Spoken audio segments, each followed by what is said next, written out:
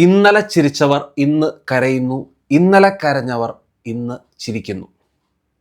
ഞാൻ ആരെപ്പറ്റിയാണ് പറഞ്ഞത് എന്ന് ഈ വീഡിയോ കാണുന്ന ഒരുമാതിരിപ്പെട്ട എല്ലാവർക്കും അറിയാം എന്ന് തന്നെയാണ് എൻ്റെ വിശ്വാസം. റയൽ മാഡ്രിഡ്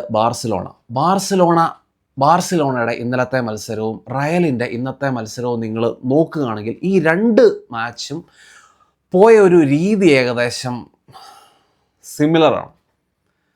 ബാർസിലോണയും റയലിൻ്റെ മാച്ച് തുടങ്ങിയ രീതി, തുടങ്ങിയപ്പോഴുള്ള രണ്ട് ടീമിൻ്റെയും ഡോമിനേഷൻ, ആ സമയത്ത് ഒക്കെ നമ്മൾ വിചാരിച്ചിട്ടുണ്ട് ബാർസയാണെങ്കിലും റയലാണെങ്കിലും റമോൺ താത നടത്തും, അവർ സെമിയിലെത്തും എന്നുള്ള പ്രതീക്ഷ രണ്ട് ടീമും അവരവരുടെ മത്സരങ്ങളിൽ നമുക്ക് ഓരോരുത്തർക്കും തന്നു.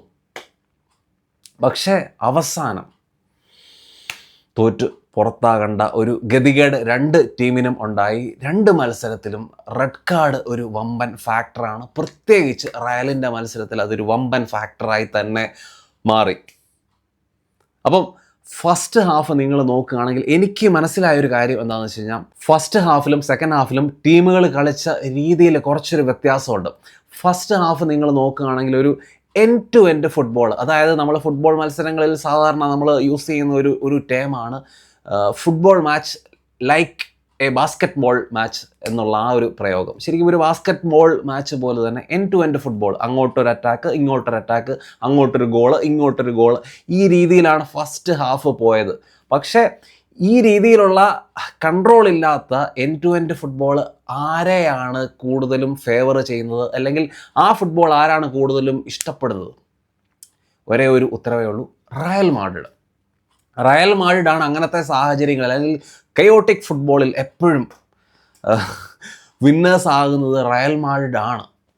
അത് മനസ്സിലാക്കി സെക്കൻഡ് ഹാഫിൽ കമ്പനി പിള്ളേരോട് പറഞ്ഞു, മക്കളെ ഈ രീതിയിലുള്ള അൺകൺട്രോൾഡ് ഫുട്ബോൾ അത് ശരിയല്ല, അങ്ങനല്ല കളിക്കേണ്ടത്. അതുകൊണ്ട് തന്നെ മത്സരത്തിൻ്റെ ടെമ്പോ അല്ലെങ്കിൽ ആ ഒരു സ്പീഡ് കുറച്ചൊന്ന് കുറയ്ക്കാൻ കമ്പനി എന്താണേലും ബയണിൻ്റെ പ്ലെയേഴ്സിനോട് പറഞ്ഞു കാണും. അതനുസരിച്ച് അവർ ടെമ്പോ കുറയ്ക്കുന്നു, മാച്ചിൻ്റെ ടെമ്പോ കുറച്ചുകൂടെ കൺട്രോൾ ചെയ്ത് പൊസഷൻ കൂടുതൽ കീപ്പ് ചെയ്യുന്നു.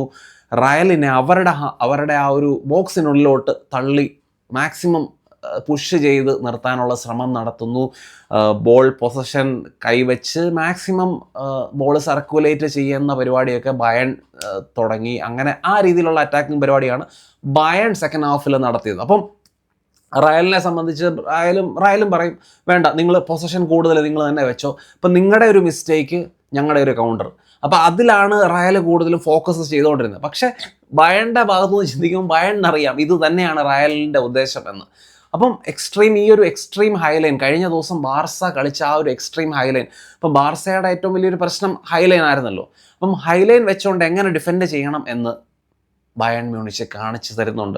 ഓരോ പ്രാവശ്യവും ബോൾ ലൂസ് ചെയ്യുമ്പം മുഴുവൻ ടീമും നടത്തുന്ന ആ ഒരു കൗണ്ടർ പ്രസ്സിങ്ങും, ഈവൻ കൗണ്ടർ പ്രസ്സിങ്ങിനെ ബീറ്റ് ചെയ്ത് പോയാലും എങ്ങനെ ആ ഒരു റിക്കവറി റൺസൊക്കെ നടത്തി പോയി ഡിഫെൻഡ് ചെയ്യണം എന്നൊക്കെ വ്യക്തമായിട്ട് ബയൺ ഇന്നത്തെ മാച്ചിൽ കാണിച്ച് തന്നിട്ടുണ്ട്. അപ്പം ഹൈലൈൻ അല്ല പ്രശ്നം, ടീമിൻ്റെ ആറ്റിറ്റ്യൂഡ്, എന്നാ പറയുന്നത്, ഡിഫൻസിൽ വേണ്ട പ്ലെയേഴ്സ് ഇല്ലാത്തത്, ഇതൊക്കെയാണ് പ്രശ്നം എന്ന് ബയൺ ഇന്നത്തെ മത്സരം കൊണ്ട് കാണിച്ച് തന്നു. പക്ഷേ റയൽ മാഡ്രിഡിനെ പെടുത്തിയത് അവരിൽ ഒരുവൻ തന്നെയാണ്, ബയൺ മ്യൂണിച്ചല്ല.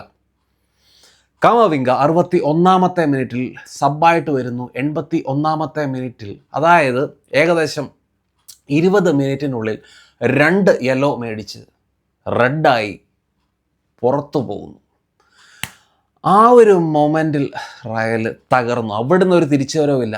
ആ സമയത്ത് ബയൺ കുറേയും കൂടെ ഗെയിമിൽ അങ്ങോട്ട് പിടിമുറുക്കുന്നു, 5th ഗിയറിലേക്ക് ഗെയിം അങ്ങോട്ട് മാറ്റുന്നു, അറ്റാക്ക് നടത്തുന്നു. അതേവരെ ഗെയിമിൽ ഇല്ലാത്ത 2 മനുഷ്യന്മാർ, അവരുടെ 2 വിങ്ങേഴ്സ്, ലൂയിസ് ഡിയാസും അതേപോലെ തന്നെ ഒലീസയും ടക്ക് 2 ഗോൾ വെടി തീർന്നു. ഇതായിരുന്നു റയലിൻ്റെ ഒരു അവസ്ഥ. കാരണം അവിടുന്ന് ഒരു തിരിച്ചറിവില്ല. ആ ഒരു 10 മാനുമായിട്ട് കളിച്ച റയലിനെ ടാർഗറ്റ് ചെയ്ത് അവരെ നശിപ്പിച്ചു.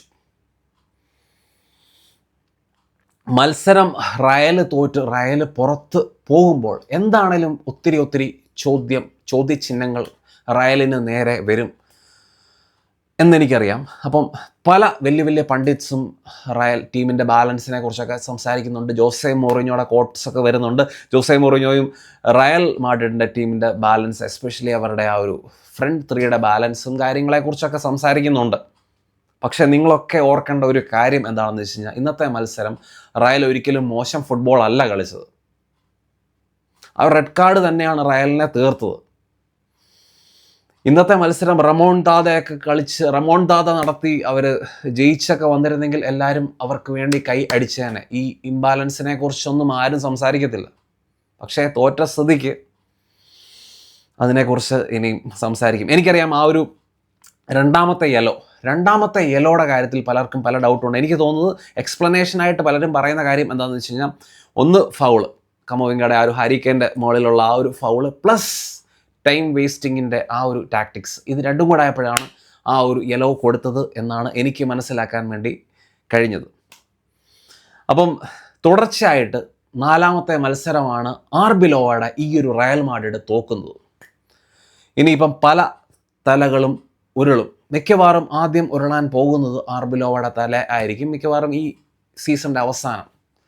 ഇപ്പം കണ്ടിന്യൂസ് 2 സീസണുകൾ ട്രോഫിലെസ് ആയിട്ട് അവസാനിക്കുന്നു. ചാമ്പ്യൻസ് ലീഗ് ജയിച്ചിട്ട് 2 സീസൺ ആകുന്നു. ഇതൊക്കെ റയൽ മാഡ്രിഡിൻ്റെ സ്റ്റാൻഡേർഡ് അനുസരിച്ച് പ്രശ്നമാണ്. അപ്പം ആർബിലോവയുടെ ബോഡി ലാംഗ്വേജ്, അതേപോലെ ആർബിലോവയുടെ പ്രസ് കോൺഫറൻസിലെ പുള്ളിയുടെ ഡയലോഗ്സ്, എന്നും പുള്ളി പറയുന്ന പോലെ ഓരോ പ്രാവശ്യവും റയൽ തോക്കുമ്പോൾ അതിനുള്ള ഉത്തരവാദി ഞാൻ മാത്രമാണ്. ഇത് കേട്ട് കഴിഞ്ഞാൽ ഫ്ലോറന്റീനോ പെരസ് പറയും, എന്നാൽ പിന്നെ സാർ അങ്ങോട്ട് മാറി നിൽക്കാൻ പറയും. അല്ലാതെ പിന്നെ എന്നാ പറയണ്ട? ഓരോ പ്രാവശ്യവും തോക്കുമ്പോൾ ഇങ്ങനത്തെ നട്ടലില്ലാത്ത മനുഷ്യനൊക്കെയാണോ റയലിൻ്റെ മാനേജർ? പ്ലെയേഴ്സിനെ സംരക്ഷിക്കണം, ശരിയാണ് എന്ന് പറഞ്ഞുകൊണ്ട് ഓരോ മത്സരം തോക്കുമ്പോഴും ഞാനാണ് ഉത്തരവാദി എന്ന് പറഞ്ഞുകൊണ്ട് ഇങ്ങനെ നിൽക്കുന്ന ഒരു പരിപാടി ഉണ്ടല്ലോ, അതൊരു നട്ടലില്ലായ്മയുടെ ഒരു സിമ്പലും കൂടാണ്. അത് കാണിക്കുന്നൊരു കാര്യം എന്താണെന്ന് വെച്ച് കഴിഞ്ഞാൽ, റയൽ മാഡ്രിഡ് പോണക്കത്തെ ഒരു വലിയ ക്ലബിനെ നയിക്കാനുള്ള ഒരു ചങ്കുറപ്പ് ഇല്ലാത്ത മനുഷ്യനാണ് ആർബിലോവ എന്ന് തന്നെയാണ്. ആർബിലോവ നല്ല മനുഷ്യനാണ്, ഒരു വ്യക്തി എന്നുള്ള രീതിയിൽ പുള്ളി നല്ല ആളാണ്. അതേപോലെ തന്നെ റയൽ മാഡ്രിഡിനെ ഒത്തിരി അധികം സ്നേഹിക്കുന്ന ഒരു മനുഷ്യനാണ്. ഇപ്പം എനിക്ക് തോന്നുന്നു മിക്കവാറും പല ജേർണലിസ്റ്റുകളും പറയുന്നുണ്ട് ആർബിലോവ മിക്കവാറും ക്വിറ്റ് ചെയ്ത് പോകാനുള്ള സാധ്യത എല്ലാം ഉണ്ട് ഈ സീസണിൻ്റെ അവസാനം എന്ന് തന്നെയാണ് പറയപ്പെടുന്നത്. പുള്ളിയുടെ ആ ഒരു ഇരിപ്പ്, പുള്ളി ടീം ബസ്സിനകത്ത് പുള്ളി ഇരിക്കുന്ന ഒരു പിക്ചറൊക്കെ ഇപ്പം ഇറങ്ങിയിട്ടുണ്ട്. അപ്പോൾ അതിലൊക്കെ പുള്ളിയുടെ ഇരിപ്പൊക്കെ കണ്ടു കഴിഞ്ഞാൽ അത് തന്നെ അറിയാം പുള്ളിയെ കൊണ്ട് നടക്കത്തില്ല എന്ന് പുള്ളിക്ക് മനസ്സിലായി. പുള്ളിയുടെ അവനാഴിയിലെ എല്ലാ പരിപാടികളും അവസാനിച്ചു. പുള്ളിക്ക് ചെയ്യാവുന്നതിൻ്റെ പരമാവധി പുള്ളി ചെയ്തു, തീർന്നു. അതാണ് പുള്ളിയുടെ ബോഡി ലാംഗ്വേജും പുള്ളിയുടെ ഡയലോഗ്സും ഒക്കെ സൂചിപ്പിക്കുന്നത്. അപ്പോൾ ആർബിലോയെ റീപ്ലേസ് ചെയ്ത് ആര് വരും എന്നുള്ളത് ഇനി വേറൊരു വലിയൊരു ഡിബേറ്റാണ്. അപ്പോൾ അതിനകത്ത് പല ആൾക്കാരുടെ പേര് പറഞ്ഞ് ഇപ്പം കേൾക്കുന്നുണ്ട്. ഫ്രാൻസ് നാഷണൽ ടീമിൻ്റെ ഇപ്പോഴത്തെ കോച്ചായിട്ടുള്ള ദിദിയർ ദെസ്ചാംസിൻ്റെ പേര് കേൾക്കുന്നുണ്ട്. അതുപോലെ തന്നെ മൊറീസിയോ പൊച്ചറ്റീനോയുടെ പേര് കേൾക്കുന്നുണ്ട്. മൊറീസിയോ പൊച്ചറ്റീനോയുടെ പേര് കേൾക്കുമ്പോൾ ചിലപ്പം പലർക്കും ചിരി ഒക്കെ വന്നേക്കാം. പക്ഷേ പുള്ളിയുടെ മാനേജ്മെൻറ്റ് സ്കിൽസ് അതിൽ റയൽ ഇംപ്രസ്ഡ് ആണ് എന്ന് കേൾക്കുന്നുണ്ട്. ഉണ്ണൈ എംറി, പൊച്ചറ്റീനോ, ദിദിയർ ദെസ്ചാംസ്, ഇങ്ങനത്തെ പേരുകളാണ് ഞാൻ കേൾക്കുന്ന പേരുകൾ. എന്താവും എന്നുള്ളത് മുന്നോട്ട് നമുക്കറിയാം, വരും ദിവസങ്ങളിൽ നമുക്ക് അറിയാൻ സാധിക്കും. റൂമേഴ്സും കാര്യങ്ങളും ഇനിയിപ്പം ഭിന്നം റൂമേഴ്സുകളുടെ ബഹളം ആയിരിക്കും. അപ്പോൾ ഏതായാലും കോച്ചിൻ്റെ കാര്യത്തിൽ ഏതായാലും തീരുമാനമാകും, പുള്ളി പോയേ പറ്റത്തുള്ളൂ. അപ്പം സെമി ഫൈനൽ ലൈനപ്പ് റെഡി ആയിട്ടുണ്ട്. ബയൺ മ്യൂണിച്ച് വേഴ്സസ് PSG, അതേപോലെ തന്നെ Arsenal versus Atletico Madrid. Atletico Madrid എന്ന് പറയുന്നത് ശരിക്കും 2 ഡിഫെൻസീവ് മൈൻഡഡ് ആയിട്ടുള്ള ടീമുകളുടെ ബോറിംഗ് മത്സരം ആയി മാറാനുള്ള എല്ലാ സാധ്യതയുണ്ട്. അതേപോലെ തന്നെ 2 അറ്റാക്കിംഗ് ടീംസ് ബയൺ മ്യൂണിച്ച്, അതേപോലെ തന്നെ PSG, അവരുടെ മത്സരം എന്ന് പറയുന്നത് അത്രമേൽ അഗ്രസീവായിട്ടുള്ള മത്സരം ആയി മാറാനും ഉള്ള സാധ്യതയുണ്ട്. ശരിക്കും ബയൺ വേഴ്സസ് PSG ഒരു ചാമ്പ്യൻസ് ലീഗ് ഫൈനലിൽ വരേണ്ട ഒരു മാച്ചായിട്ടാണ് എനിക്ക് പേഴ്സണലി ആ ഒരു ഫിക്സ്ചർ കണ്ടപ്പം എനിക്ക് തോന്നിയത്.